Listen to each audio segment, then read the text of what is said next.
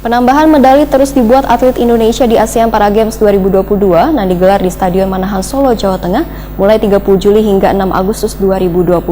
Sumbangan medali emas ini kembali dibuat atlet Kalimantan Selatan di cabang atletik lempar cakram klasifikasi F42 yang berhasil mencatatkan lemparan sejauh 25,15 meter mengungguli peserta lainnya dari Vietnam Wan Brunei Darussalam.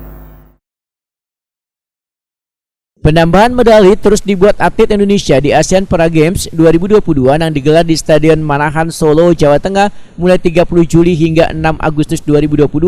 Sumbangan medali emas ini kembali dibuat atlet Kalimantan Selatan Warmia Wan Ahmad Pauji di cabang atletik. Warmia turun di nomor lempar cakram klasifikasi F42 Wan berhasil mencatatkan lemparan sejauh 25,15 meter mengungguli peserta lainnya dari Vietnam Wan Brunei Darussalam kemarin Rabu 3 Agustus 2022.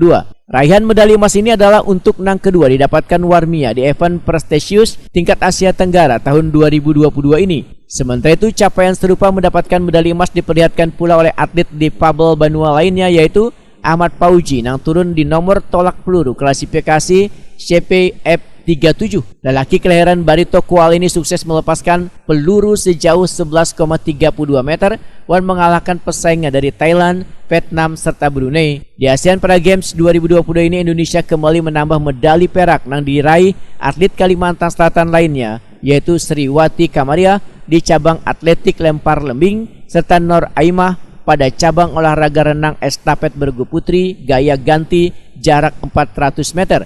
Sedangkan raihan medali perunggu Indonesia di hari ketiga ASEAN Para Games 2022 disumbang atlet Kalimantan Selatan Putri Maulina dari cabang atletik lempar cakram.